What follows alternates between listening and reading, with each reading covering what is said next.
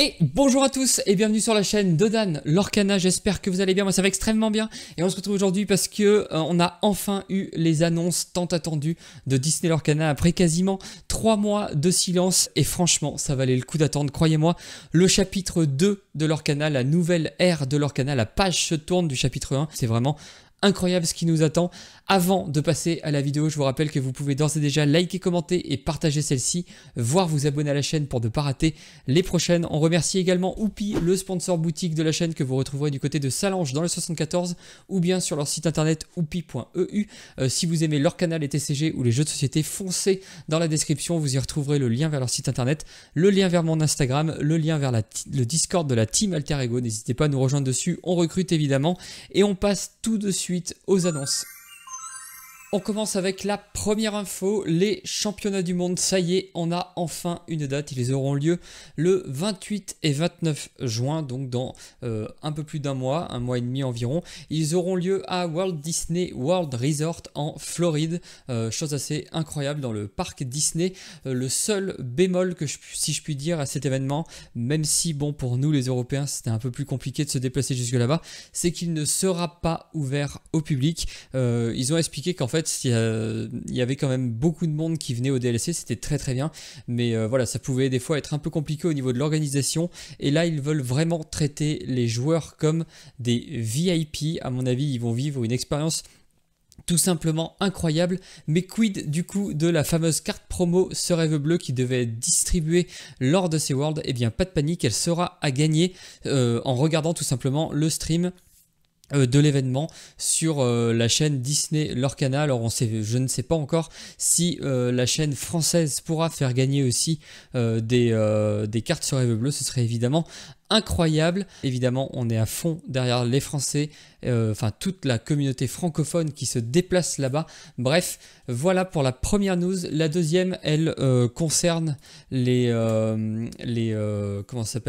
nouvelles franchises qui vont rejoindre Disney Lorcana lors du règne de Jafar. Il s'agit évidemment, comme vous le voyez, de la franchise Bambi qu'on n'avait pas encore eu dans Disney Lorcana. Donc voilà un petit exemple de 3 cartes qui vont être disponibles dès le lancement du set 8, le règne de Jafar. Donc moi je trouve que les illustrations comme toujours sont magnifiques.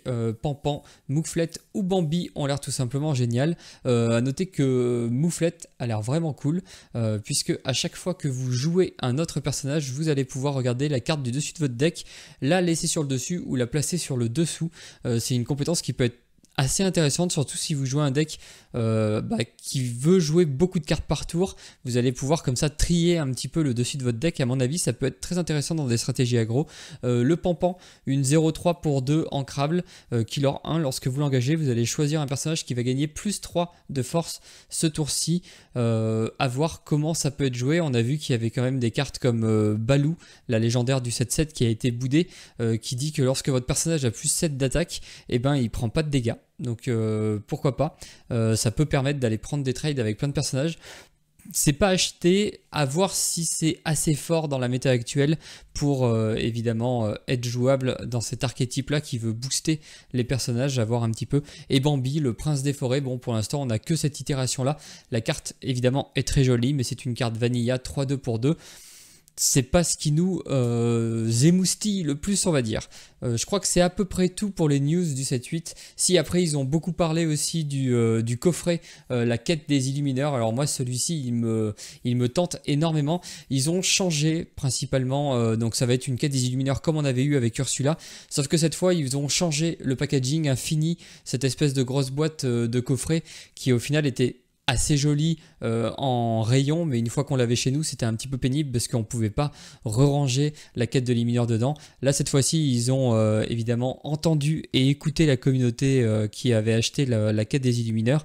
Ils ont choisi de faire un format jeu de société dans une boîte rectangulaire classique en carton. L'autre chose qui est super bien, c'est que dedans on aura 3 deck box pour ranger les 2 decks pour affronter Jafar, le deck de Jafar évidemment, et surtout le plateau sera en carton. Fini le plateau en papier qu'on avait dans la quête des Illumineurs pour Ursula. Ça faisait quand même un petit peu cheap. Là, ils ont vraiment fait un truc cool. Je pense que ça va être une très belle porte d'entrée pour plein de nouvelles personnes dans l'univers de l'Orcana. En plus, avec Jafar en tête d'affiche, forcément, ça va aider. Qu'est-ce qu'on a eu d'autre? On a eu plein de reveals, mais on va pas forcément tous les revoir. Je pense que je ferai une vidéo un petit peu reveal quand il y en aura un petit peu plus qui seront sortis. Mais par contre, on a eu le visuel des cartes enchantées du 7-8 et c'est tout simplement réussi. Comme à chaque fois, moi j'ai toujours bien aimé les enchantées des sets, sauf peut-être celle du 7-4 où elles étaient sur fond noir. Je trouvais que c'était un peu tristouné. Là par contre, vous allez voir, ils nous ont montré donc une nouvelle carte et le symbole, enfin la patte de la carte enchantée est vraiment très belle. Voilà, la Jasmine, donc une nouvelle carte super rare si je dis pas de bêtises, bleu-grise, 2-5 pour 4 ancrables. Bon, on va quand même prendre un petit peu le temps avant d'admirer la frame de ces nouvelles cartes enchantées avec l'effet un peu sable et tout. Je trouve que c'est vraiment super joli. Et la carte en elle-même, elle est pas trop mal. J'ai l'impression qu'ils veulent diriger le bleu-gris vers la stratégie héros. Alors moi, c'est un des premiers decks que j'avais fait, un des premiers decks avec lequel j'avais gagné un set championship à Ursula, un deck maison, donc j'étais plutôt content. Et là, ça semble reprendre cette stratégie héros allié, puisque cette Jasmine là, donc elle se shift pour 2, c'est une 2-5 qui leur 1 pour 4 ancrables. À chaque fois que ce personnage part à l'aventure, on va pouvoir regarder les 3 cartes du dessus de notre deck, révéler un personnage allié et le mettre dans notre main, et le reste dessous notre deck dans l'ordre de notre choix. Et c'est plutôt intéressant parce que le bleu-gris, globalement, il avait un peu de difficulté à piocher, on était obligé de passer par un sort rêve bleu. Et là, avec cette carte-là, ça pourrait permettre de se dispenser un petit peu de ce rêve bleu et de jouer une stratégie vraiment plus board-centrique. Et bon voilà, là c'est la première carte enchantée. Je mets quand même une petite pièce sur le fait que ce sera une des enchantées les plus prisées du set en tout cas. Moi évidemment la licence Aladdin, ça me parle beaucoup, c'est avec le Roi Lion, je pense que c'est les deux Disney qui m'ont le plus marqué, mais voilà, j'adore avec le Raja un petit peu en illusion plutôt passable comme le fait Jafar, mais plutôt une illusion dans les tons d'eau, je trouve ça tout simplement incroyable. Et on arrive enfin à la fin des news un petit peu sur le règne de Jafar, enfin en tout cas hormis les spoils, après on connaissait à peu près tout. Par contre, ils nous ont enfin révélé plus d'infos sur le set 9, le set fabuleux, qui marquera vraiment l'entrée dans le chapitre 2 de Disney l'Orcana, et vraiment, ils vont nous gâter. On commence avec, évidemment, ce qui nous intéresse en premier lieu, c'est la date de sortie de ce set. Elle aura lieu le 29 août, et une sortie mondiale, donc partout, hors vos boutiques spécialisées. Ça aura lieu le 5 septembre dans le monde entier, enfin dans toutes les surfaces de vente qui vendent du Lorcana, évidemment. On a ensuite eu le nouvel item qui va être vendu avec le set 9. Il s'agit d'un portfolio, le portfolio Mickey Brave Petit Tailleur, avec l'illustration de la carte Mickey Gold, donc une illustration magnifique. Il sera vendu avec 4 boosters, et on voit pour la première fois le visuel des boosters de l'extension fabuleux. On voit notamment l'arrivée d'une nouvelle licence, c'est Dingo et Max, d'après ce qu'ils ont dit, si je me rappelle bien. Je connaissais pas le personnage de Max, mais voilà, une nouvelle licence qui va arriver dans le set 9, et surtout on remarque une nouvelle carte promo qui sera évidemment vendue avec ce portfolio. Il s'agit cette fois-ci de la Fée Clochette en acier, après Lilo en ambre et le Mickey Ruby que les Américains ont eu la chance d'avoir. Nous on ne l'a pas eu, c'était vraiment dommage. Mais voilà, on remarque que le contour de la carte est en fonction de la couleur de l'encre. Donc cette fois-ci ce sera une carte évidemment avec un contour gris, puisque la Fée Clochette est grise. Vous le devinez peut-être, mais des cartes vont être rééditées avec le set 9, mais ça on verra plus tard, on en parlera à la fin des news de Fabuleux. On a eu le premier visuel des cartes enchantées du set 9, et je vous la mets tout de suite, ça envoie du lourd. Là aussi il s'agit d'une réédition d'une carte du set 3 ou 4, je sais plus, Winnie le sorcier miellifère en français, une des illustrations certainement les plus jolies de l'Orcana. C'est d'ailleurs mon fond d'écran sur mon téléphone, voilà. Donc je suis très content de voir revenir cette carte, donc elle va être rééditée pour le set 9, et surtout on aura le droit à une magnifique version enchantée avec, vous voyez, des effets un peu foil. Enfin, franchement, le foil et la qualité des cartes de l'Orcana augmentent avec les sets, et ça c'est vraiment génial. Et la suite c'est encore mieux. Globalement, si vous suivez un peu la chaîne, Vous m'avez peut-être déjà entendu en parler, mais j'étais persuadé dès qu'ils ont annoncé ce set fabuleux. J'étais parti bille en tête qu'il allait y avoir un nouveau niveau de rareté. Alors je me suis trompé sur une chose, il ne s'appellera pas le niveau fabuleux, et je me suis trompé sur une deuxième chose, c'est qu'il n'y en aura pas un nouveau niveau de rareté mais bien deux. Et ça c'est tout simplement incroyable, parce que jusqu'à présent Lorcana niveau compétition, franchement c'est incroyable, il n'y a rien à redire, tout est parfait, on est gâté comme on n'en peut pas plus. Par contre, le petit point un petit peu négatif de Lorcana, c'était tout l'aspect collection. Et ben ces choses corrigées, puisqu'on va avoir deux nouveaux niveaux de rareté. Le premier, ce sera le niveau épique, comme vous pouvez le voir ici. Il viendra s'insérer entre les raretés légendaires et enchantées, c'est-à-dire qu'il sera plus dur à trouver qu'une carte légendaire, mais plus facile qu'une carte enchantée. On a la frame de la carte enchantée. Alors certains, même la plupart je pense, vont reconnaître évidemment la frame des cartes enchantées du set 1, 2, 3 et 4 je crois. Ça a changé au set 5 si je dis pas de bêtises. On reprend du coup l'ancienne frame des enchantés, c'est-à-dire un côté étendu uniquement en haut, pas full art, juste une illustration étendue avec évidemment un traitement foil sélectif comme on a l'habitude maintenant dans l'Orcana. Si j'ai bien retenu aussi, il y aura 18 cartes épiques par set, 18, donc si je dis pas de bêtises c'est bien 18. Franchement le look est quand même magnifique. Donc là aussi ils nous ont montré une réédition d'une carte du set 1, Elsa Reine des Neiges, donc du coup qui va être rééditée avec le set 9 et qu'on aura la chance de retrouver aussi en frame épique. Et enfin, pour satisfaire encore plus les collectionneurs qui n'en auraient pas eu assez avec ce nouveau niveau de rareté, on va avoir le niveau ultime de rareté de cartes dans l'Orcana. Pour le moment en tout cas, on ne sait pas, évidemment, ils ne s'interdisent pas d'en rajouter plus tard, mais voilà, un nouveau niveau de rareté, vraiment le Graal pour les collectionneurs, ce qui va donner vraiment envie à tout le monde d'ouvrir des boosters. Il va s'agir d'un niveau de rareté qui viendra s'insérer après les cartes enchantées. Il s'agira du niveau de rareté iconique, un nom qui, comme son nom l'indique, promet d'être vraiment très très beau. De ce que j'ai compris, il y aura seulement 2 cartes iconiques par set. Ils nous ont bien évidemment présenté la première et ils nous ont spoil la seconde, puisque quand vous allez voir la première carte iconique, vous allez immédiatement deviner quelle sera la deuxième carte iconique. Voilà, vous l'avez maintenant, c'est le Mickey Mouse Brave Petit Prince, cette fois pas Brave Petit Tailleur, dans sa version iconique avec un effet foil tout simplement splendide, une icône de l'or qui sera a priori toute nouvelle, qu'ils ont voulu flouter, tout comme les capacités de cette carte du set 9. Vous l'avez deviné, du coup la deuxième carte iconique du set, ce sera évidemment la Mini qui fait face à Mickey dans l'illustration globale du set fabuleux. Moi je sais pas ce que vous en pensez vous, mais moi en tout cas je trouve que cette carte là elle mérite son nom d'iconique. C'est vraiment une carte qui est splendide, et à coup sûr cette carte va être hyper recherché. J'aimerais vraiment mettre la main dessus, parce que je trouve que c'est vraiment une super belle carte.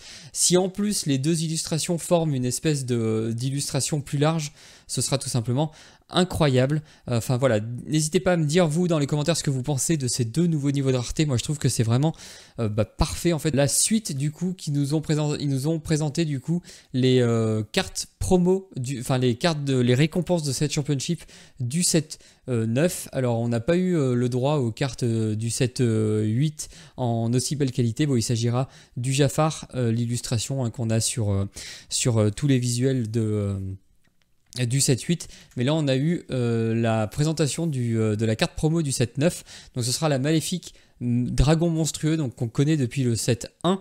Cette fois-ci elle est en version promo, donc ça c'est la version qui sera distribuée à tous les participants au championnat de 7 avec une illustration alternative, et juste après on a la version du coup promo qui sera à gagner et qui est tout simplement magnifique, comme à chaque fois maintenant, hein, l'Orcana nous gâte au niveau des illustrations. Là je trouve que le look est vraiment incroyable, en tout cas moi j'adore, je trouve ça super chouette. Bref, comme vous avez compris, on est vraiment gâté au niveau du set 9. Et qu'est-ce que ça implique, toutes ces rééditions pour le jeu, puisqu'on pourrait se dire mais en fait ça n'a aucun intérêt de rééditer les cartes, puisque on pourrait très bien utiliser celles des sets d'avant. Eh bien non, parce qu'en fait ils vont mettre en place un système de rotation de sets. dans l'Orcana, comme expliqué juste ici. Lorsque le set fabuleux va sortir, et bien tout simplement tous les sets qui sont sortis lors de la première année vont être enlevés du format standard, c'est-à-dire que le premier chapitre, l'ascension des Floodborn, les terres d'encre et le retour d'Ursula vont être bannis du format standard, tout simplement, alors pour plusieurs choses, parce que certaines personnes voient ça un petit peu d'un mauvais oeil ou ne comprennent pas trop. En fait, ça va être très bien déjà d'une pour apporter du renouveau à la méta en enlevant un petit peu tous ces decks qu'on connaît depuis maintenant un petit moment. Ça va permettre aux nouveaux joueurs de tout simplement de rentrer facilement dans l'Orcana, puisque au fil des ans, ça allait devenir quand même très compliqué pour un nouveau joueur d'aller récupérer des cartes du premier chapitre, voire du deuxième chapitre. Enfin bref, toutes ces cartes-là, on connaît hein, les réponses du chapitre 1 par exemple, coûtent quand même assez cher. Donc ça pouvait être un frein. Et surtout, plus on a de cartes dans un jeu, plus c'est compliqué évidemment de tout équilibrer. Là, on commençait à avoir beaucoup de cartes. Ils ne voulaient pas arriver au stade où on en aurait trop.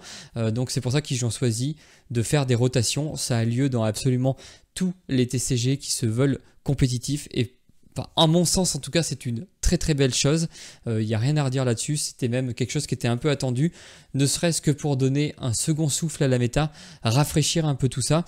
Et comment est-ce que ça va fonctionner au fil des ans? Et bien tout simplement lorsque le set 13 va sortir, donc quand on arrivera dans la 4e année de l'Orcana, et ben les sets du set 2, de l'année 2 pardon, donc Shimmering Sky, la mer Azurite, Arcasia Island et le règne de Jafar seront du coup bannis de la compétition, enfin seront bannis du format standard. Ça s'accompagne évidemment cette rotation de sets avec l'apparition d'un nouveau format, le format Infinity qui lui correspondra grosso modo à un format étendu où vous aurez le droit de jouer toutes les cartes de tous les sets de l'Orcana, pardon. Il y aura évidemment à ce format-là aussi pour assurer en fait un niveau de compétitif parce qu'ils veulent pas juste faire un set un petit peu poubelle où on met tous les sets de l'Orcana et puis on laisse ça vivre. Il y aura des événements lors des DLC par exemple. Il n'y a absolument rien d'interdit à partir de la sortie du set fabuleux. On a le droit, si on veut, chez nous, avec des amis, en famille, de jouer toutes les cartes de l'Orcana si on veut. On fait exactement comme on veut. Mais pour les tournois officiels, le Ravensburger, ça aura du coup ce nouveau-là, donc le format standard et le format Infinity. Ils veulent mettre en place des événements, des side events lors des gros DLC en format Infinity. Évidemment, il y aura une banlist aussi pour le format Infinity pour éviter que ça devienne un petit peu n'importe quoi avec des cartes trop fortes ou des archétypes qui dominent. Donc il y a quelqu'un qui a été recruté, j'ai oublié son nom, qui a été recruté pour s'occuper du format Infinity et c'est très bien. Du coup, on va dorénavant, enfin à partir du chapitre 9, du set 9 du chapitre 2 de l'Orcana, on va avoir du coup deux formats de jeu officiels, le format Infinity et le format standard, et c'est vraiment quelque chose de génial. Comment est-ce que ça va marcher du coup pour les cartes qui sont rééditées? Eh bien ça va être assez simple puisqu'en fait elles auront la même illustration. Alors ça c'est un petit peu la chose que je regrette, j'aurais aimé qu'il y ait des illustrations alternatives pour les nouvelles cartes. Ce qu'on remarque par contre c'est que tant qu'une carte a le même nom qu'une carte rééditée, par exemple ici le Stitch Rockstar, et ben toutes les itérations de cette carte là sont valides, peu importe que ce soit une carte promo enchantée, une carte du set 1 ou une carte du set 9, on le voit du coup en bas de la carte, du coup elle sera estampillée 9 au lieu d'être estampillée 1. Et enfin, dernière news qu'on a eu lors de ces annonces tant attendues, c'est le nom du prochain set, du set 10 de l'Orcana qui va sortir 4e trimestre, je ne sais pas si on dit 4e trimestre, enfin bref, fin d'année 2025, il s'agira du set Whisper in the Well, les murmures dans le puits, si je traduis bien, où on verra apparaître du coup sur l'image, on voyait Minnie qui rencontrait un étrange glimmer, je crois que c'est comme ça qu'ils ont dit dans les annonces, un étrange glimmer de Ariel qui aura certainement un nouveau pan d'histoire. Enfin voilà, bref. J'espère que cette vidéo vous aura plu autant qu'elle m'a plu.